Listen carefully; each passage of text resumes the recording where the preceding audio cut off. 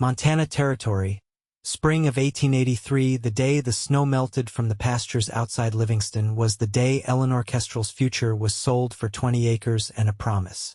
She stood stiff in the parlor of her uncle's house, her hands clenched behind her back, trying not to show how fast her heart was beating. The man across from her, Felix Hargrove, a cattleman with a gut like a feed sack and a beard stained yellow from chewing tobacco, looked twice her age because he was 42 to her barely 20, and already talking like she belonged to him. "She's a quiet thing," Felix said, his voice low and gruff as he nodded toward her. "I expect you will have her packed and ready by Sunday." "She's obedient," Uncle Russell said, as if that mattered more than anything else. "And she owes us. Fed her, clothed her, gave her a roof after her daddy drank himself into his grave." Eleanor said nothing. She kept her spine straight, her chin up. That was all she could do. She felt the weight of the Kestrel name sagging on her shoulders. Her uncle had taken her in, true enough but not with kindness. She had cooked, cleaned, mended, and kept quiet. It had not been a home. It had been a debt. Felix looked her over again. "Sunday, then." He left without waiting for her to speak. He did not ask her if she agreed. She walked out to the barn that evening just to breathe. The horses were restless, sensing the change of season, maybe, or maybe just echoing her nerves. She leaned against the stall door of the bay mare she liked best, brushing her hand gently over the soft muzzle. Behind her, rough boots crunched straw. "Didn't figure you'd be here," a deep voice said. She turned. Flint Foster, the foreman of the ranch her uncle managed, stood in the low light, arms folded. He was broad-shouldered, sun-worn, with sharp eyes that missed nothing. He had been there for 2 years now, and she had never heard him raise his voice. He worked harder than any man under him, kept to himself, and always tipped his hat when he passed her. "I needed air," she said. "I heard." His jaw worked once. "About Hargrove." She looked down. "It's not your concern." "It is," he said, "because I was standing right there when he said he'd take you like a parcel. And Russell just handed you off." She met his eyes. "What would you have done?" Flint stepped closer. "Stopped him." "You did not." Silence stretched. The mare snorted and nudged Eleanor's shoulder, sensing her tension. "I did not," Flint admitted. "But I will." She blinked. "What does that mean?" "I will wed you." Her breath caught. "I will marry you," he said again, steady and quiet. "If you want out of this deal. Hargrove cannot take a woman who is already spoken for." She stared at him. "You do not even know me. I know what I have seen. And I know what is right." He took off his hat, held it in both hands, and said, "You should not be handed over like cattle." She was trembling, just a little. "And you would take me instead?" "I would stand beside you." His voice was low. "And I would mean the vow." She looked away, heart pounding. "You would be tying yourself to a burden." "You are not a burden." The words landed heavy and warm in her chest. "I cannot pay you back," she whispered. "I am not asking for payment, Eleanor." She looked up at him, then really looked. His face was rough, sun-darkened, but his eyes were calm, steady.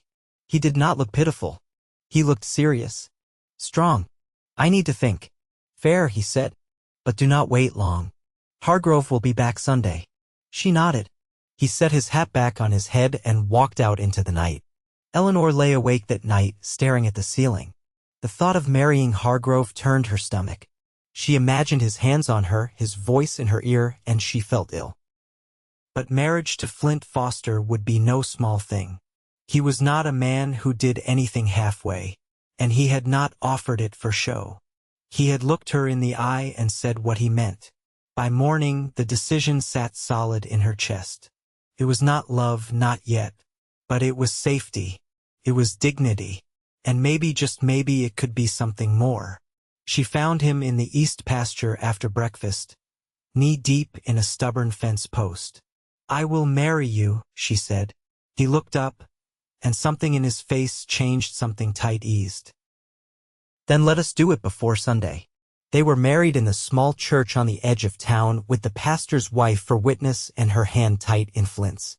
No white dress, no flowers. Just truth. Afterward, she rode back with him to the bunkhouse where he had been given 2 rooms to call his own. It was not grand, but it was clean, warm, quiet. He showed her the space. Let her take it in on her own time. She touched the edge of the table, the back of the chair, the worn throw over the bed. All of it felt strange and new. "Do you want space tonight?" he asked gently. She shook her head. "I want to belong somewhere." He nodded once. "You do now." He did not touch her, not yet. But he sat beside her on the porch that night, watching the stars come out, and when she leaned her head on his shoulder, he did not move away. On Sunday, Hargrove came storming down the lane, red-faced and cursing. "You think you can just steal what's mine?" "She is not yours," Flint said, standing in the doorway with Eleanor behind him. "She is my wife." Hargrove spat, but there was nothing he could do. Not legally. Not honorably. He left, grumbling, and never came back. Eleanor watched him go with her hand in Flint's, not trembling, not afraid. Just free. And when she looked up at the man beside her, she felt something shift, not just safety now, but something warmer, deeper. She had not been chosen like a prize. She had been seen, and she would not forget it. The wind carried a bite that evening, even with the thaw coming on. Eleanor sat at the table, sleeves rolled, paring turnips with a small knife Flint had left for her. The blade was sharp, the handle worn smooth from years of use. It hadn't been bought new for her, it had lived a life before this, but she found something comforting in that. Not everything needed to be fresh to be worth keeping. Behind her, the door creaked open. "I'll set the water to boil," Flint said, stepping inside and brushing the dust from his coat cuffs. "The boys finished the branding early. Thought I'd take supper here tonight." Eleanor nodded once, not looking up. "There's salt pork and beans. I can stew them down with these. You don't need to do all that." "I want to." He didn't answer right away, just moved past her to fill the kettle and set it to the stove. The silence wasn't heavy, just lived in. She liked that about him, he never filled the air just to cover it. "I was thinking," he said after a while, "about the small plot behind the bunkhouse. It's mostly rock and cheat grass now, but I could tear out the worst of it. Might be good for planting." She set down the knife. "What would we grow?" "Whatever you want. I figure potatoes, maybe some carrots." "You'd know better than me. I've never had a garden," she said, then smiled faintly. "But I've read enough to guess at it." He pulled a chair out across from her. "Then it's time to try." She reached again for the turnips. "You don't strike me as a man who takes to leisure." "I don't," he said. "But I do take to making things last." That quieted her more than anything else had that day. She finished peeling, slid the pieces into a pot, and stood to set it over the fire. "Russell sent word," Flint said after a pause. "He wants his ledger books returned. I left them in the pantry, second shelf. He'll find them. I told him not to write here again." She turned, wiping her hands on a cloth. "You didn't have to." "I did." She studied him. The firelight caught on the edges of his collarbone where the shirt had gone soft with washing. His face was unreadable, but she saw something deliberate in the set of his jaw. "I can handle words on paper," she said. "I believe you. But I'd rather he learn that you don't need permission to be gone." They ate in the quiet that followed. The beans were soft, the pork salted through. Flint added a bit of vinegar to his and offered her the jar without a word. She tried it, found it bright and sharp, and kept eating. After the meal, he cleared the plates while she wiped the table down. "I came west from Iowa," she said suddenly. "After my father died, Russell sent for me. I'd never been farther than the river before that." He rinsed the dishes and set them to dry. "Did you want to come?" "I didn't know what I wanted. I was 16. My mother had passed the winter before." He leaned his arms on the basin edge. "You don't have to tell me." "I think I do," she said. "I want you to know who you married." He turned, drying his hands on a rag. "Then I'll listen. My father kept a little shop. Hardware and nails, mostly. He drank when the crops failed, which was most years. He didn't hit, but he forgot things. Like supper. Like my name sometimes. When he fell ill, there was no one left to keep the store. I buried him with a church elder and a drunkard who owed him money. That's who saw him off. Flint didn't speak. His stillness was like a shelter. I used to dream of a red-painted house with lace curtains, she went on. Now I think I'd rather have a dry roof and quiet mornings. He stepped closer then, not touching her, but near enough that she felt the warmth from his skin. I don't have lace or paint, he said, but I can give you mornings. And the roof won't leak. She looked up at him. That's more than I ever asked for. That's because you were asking the wrong people. She didn't cry, she didn't want to, but her throat tightened. She folded the rag and set it aside. I'd like to sew some curtains for the window, she said, voice low. Something plain, but enough to soften the light come morning. I'll build a rod for them tomorrow. And that was the shape of it. Not declarations, but offerings. Not promises shouted, but made in wood and cloth and quiet. That night, when they lay side by side, she didn't ask for space. She didn't need to. She tucked herself close, her back to him, and when he laid a hand between her shoulder blades, not pressing, just steady, she let herself breathe deeper than she had in years. Outside, the wind shifted. The last of the snow melted in the creeks, and in the small room that now held two lives, the warmth held. The first Sunday after their wedding came in with a low sky and a steady drizzle that turned the yard to mud and softened the air with the smell of wet earth. Eleanor stood at the wash basin, sleeves rolled high, wringing out Flint's work shirts. Her hands were red from lye and cold water, but she worked without pause. The rhythm of it settled something inside her. From the window, she watched him in the lean-to hammering new boards into the broken gate. He didn't look up, didn't wave. But she knew he'd seen her watching. There was something in the way his shoulders straightened when she stood at the glass. By the time she'd hung the last shirt from the line strung under the porch eaves, he was washing the dirt from his hands in a bucket by the door. I've been thinking about the cellar, he said, drying his fingers on the hem of his shirt. It's too shallow. Won't keep through summer. I can dig it deeper once the ground gives. That would help, she said. I was looking through the jars someone left behind. Most are cracked, but a few could still hold preserves. You know how to put up food? I watched my mother. She was particular about her sugar ratios. He nodded, then leaned down to check the heel on his boot. I can run to town next week, bring back what we don't have. Might be time to start laying in for fall. She stepped down from the porch. It's only just spring. Time moves faster when you're building something. He didn't say what he meant by that, but she felt it all the same. It wasn't just about food or fences. That afternoon, while he saw to the livestock, she emptied the small chest at the foot of the bed, sorting through her few belongings. Folded at the bottom was a length of muslin she'd kept hidden from her uncle's wife, a scrap too fine for rough work, but enough for a curtain or two. She ran it through her fingers, then stood and measured the window with a length of twine. By dusk, she'd cut the pieces and hemmed them by hand, her stitches uneven but strong. She didn't ask Flint for help hanging them.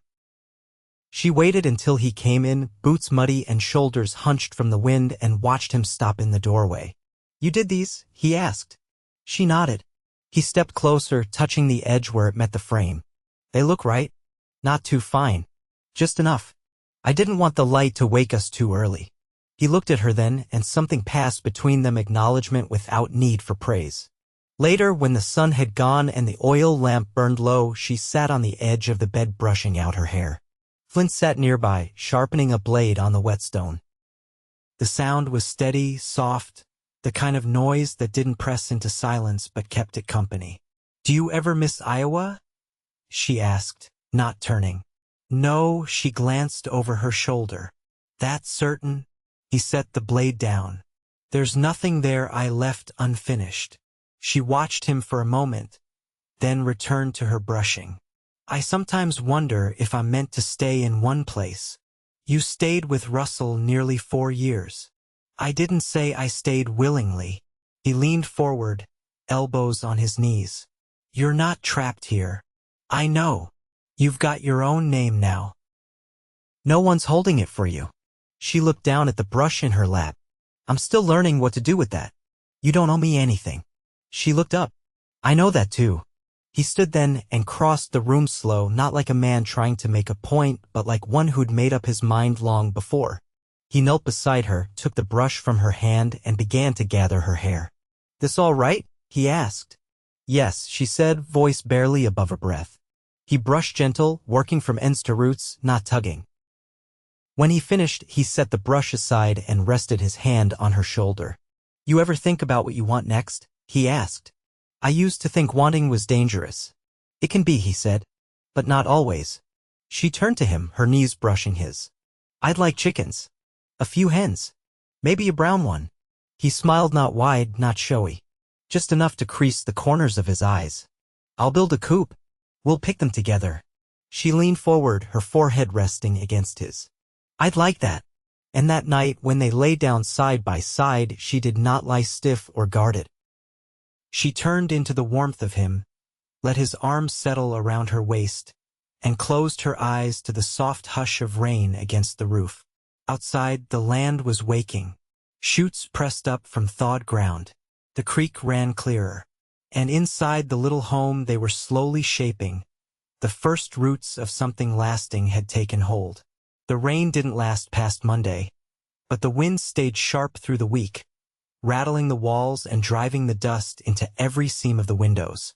Eleanor kept the fire going low through the afternoons, not for warmth but to dry the damp that clung to the boards. In the evenings, she sewed by lamplight, her fingers growing quicker with each hem. She'd begun stitching cloth squares from scraps Flint had brought back from town, old shirts, flour sacks, a bit of wool from a coat too worn to mend. It wasn't a quilt yet, but it would be.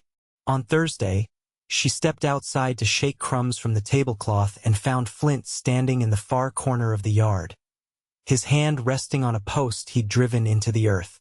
Two more lay at his feet, and a roll of wire leaned against the fence. "What's that for?" she asked as she walked over. "Holding pen," he said. "If we're bringing in hens, we'll want them safe from coyotes." She squinted toward the hills. "Will they come down this close?" "They'll try, especially once they smell feed." She crouched beside the nearest post. "How far apart do you place them?" 10 feet's enough if the ground's hard." He handed her the wire cutters. "Want to help?" She took them, surprised by how natural it felt. "Show me what to do." They worked through the afternoon side by side. Flint measured and drove the posts, and Eleanor unspooled the wire, her palms beginning to sting from the tension. They didn't speak much, only what was needed. She found she liked that best. When the last post stood and the wire was stretched taut, they stepped back and surveyed the pen. "It's plain," he said. "It's strong," she answered. He looked at her then, not with pride, but with quiet regard. "You know, you take to work like someone who's never been allowed to." "I haven't," she said, "but my hands know what to do." He bent to gather the tools. "That's a kind of knowing nobody can teach." That night, she boiled beans with dried apple and honey. Flint brought in a bundle of kindling, then hung his coat by the door and sat to mend the strap on his saddlebag. Eleanor poured 2 mugs of steeped chicory and set one beside him. "I had a letter today," she said as she Saturday, "from a woman I knew back in Iowa, Martha Keene. She used to bring me books when I was younger." Flint glanced up. "She's still in that town?" "She is. Married now. Has 2 daughters and a chicken coop she says is more trouble than it's worth." "She write often?" "First time in years." She sipped the warm brew. "She heard I'd come west and sent word through a cousin who passed through Livingston. Said she hoped I'd found steady ground." He nodded slowly. "You plan to write her back?" "I think I will." She paused. "I'd like her to know I landed somewhere I could stay." He didn't answer right away, just set his mug down and pulled the saddlebag into his lap again. "You ever wonder what your life might have looked like if you'd stayed there?" Eleanor thought on that a moment. "I might have married a man who worked the mill, worn the same apron every day, raised children who never saw a mountain."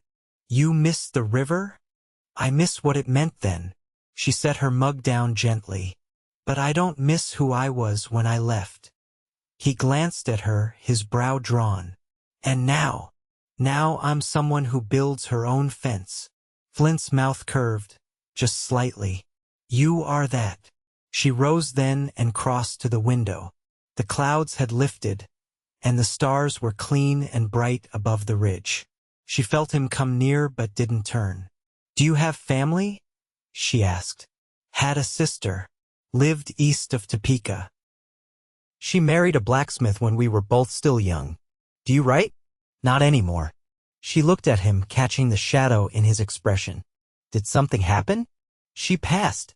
Influenza took her and her boy within a week of each other. He rubbed the back of his neck. That was 4 winters ago. I'd just taken the trail west. I'm sorry, she said, and meant it. He nodded once, as if that was all he needed to hear. She reached for his hand not out of obligation, but because it felt right. His fingers closed around hers, firm and warm. You never talk about it? She asked. Only with you. They stood like that a long while, the window glass cool beside them, the room lit by the soft flicker of the lamp behind. Later, when she lay beside him, she asked, Do you ever think we could raise children here? He didn't hesitate. If you want that, then yes. She exhaled slowly and turned into him. I think I'd like to teach a child to sew. And to plant beans straight. He brushed a hand through her hair. And I teach them to fence. In the hush that followed, the wind outside settled. The house held steady, and so did they. The fence stood finished in the yard, the coop ready for what would come. And in the stillness between darkness and sleep, Eleanor felt something settle deep inside her like roots pressing down into earth that would hold. The hens came in a burlap sack, squawking and flapping as Flint lifted them one by one into the coop. Eleanor knelt near the scratched-up soil, scattering feed in slow handfuls. The birds eyed her warily, adjusting to their new home. One was brown, just as she'd hoped, with feathers like rusted copper around the eyes. She named that one Mabel, though she kept the name to herself. It was mid-May now, and the thaw had given way to green. The creek behind the far pasture ran fuller than she'd seen it, clear enough to show the stones beneath. Their small garden was beginning to sprout rows of lettuce, pale shoots of onion, and the stubborn beginnings of beans. Every evening she walked its perimeter, fingers brushing the young leaves. You think they'll take? Flint asked one morning as he stacked chopped wood against the shed. They're trying, she said. And I've stopped pulling what isn't weeds. He gave a short laugh, the kind that came from somewhere deep and didn't need to be loud to be felt. That night, she brought down a tin box from the high shelf above the bed. Inside were scraps of paper, a stub of pencil, and a folded page with a list written in her mother's hand measurements for preserves, winter storage amounts, and a line that simply read, Keep something sweet for hard days. She read it over twice before setting it beside her sewing kit. Then she leaned into Flint's side where he sat reading a worn book by the lamplight. Would you mind if I wrote to the pastor's wife? She asked. I'd like to ask if I might help at the schoolhouse come autumn. Reading lessons, maybe? He turned a page, then looked at her. You'd be good at that. I'm not looking for work. I know, he said. But you ought to be somewhere your voice matters. She rested her head against his shoulder. It does here. He didn't speak, just reached for her hand and held it. The letter was sent the next day, along with a small jar of dried mint leaves Eleanor had tied with a strip of cloth.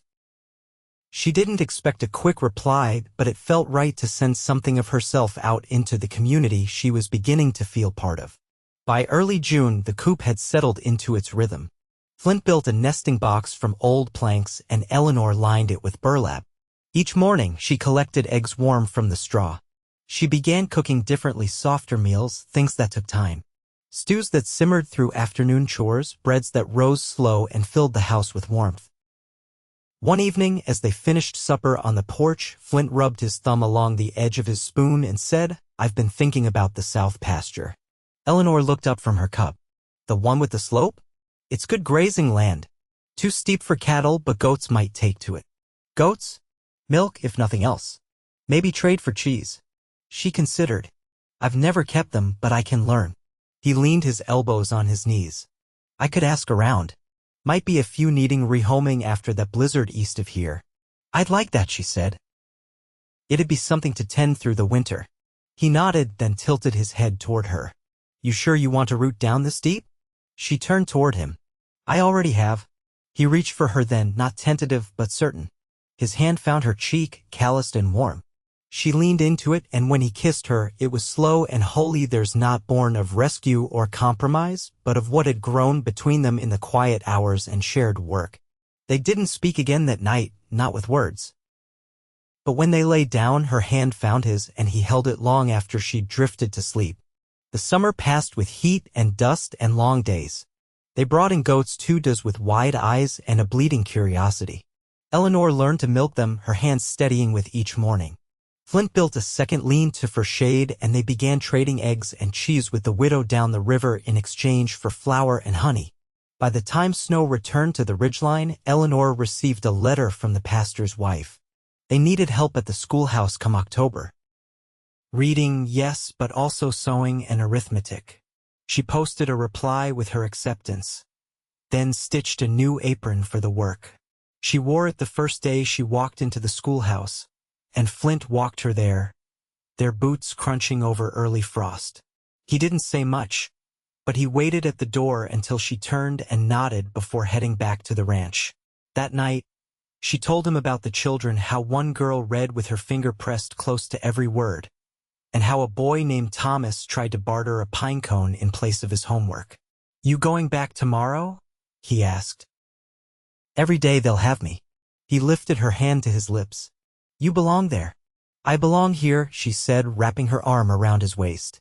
But I can be useful there too. And she was. The winter came, and they made it through with full stores, warm rooms, and a rhythm that felt like it had always been theirs. The following spring, Eleanor planted a second garden bed. Flint repaired the barn roof. The goats birthed twins. Mabel laid her 100th egg. And Eleanor held Flint's hand as they stood beneath the early blooms of a crabapple tree that had always been there, though neither of them had noticed it before. They grew older together, not all at once, but the way hills soften under rain, slow, steady, unshaken. Their love was not the kind sung about in saloons or written into dime novels. It was a love made in fence lines and clean water, in hands that bore weight without complaint, in silence that said more than words ever could. And when the years passed, as years do, and the land changed around them, one thing did not. They had chosen each other clearly, quietly, and forever.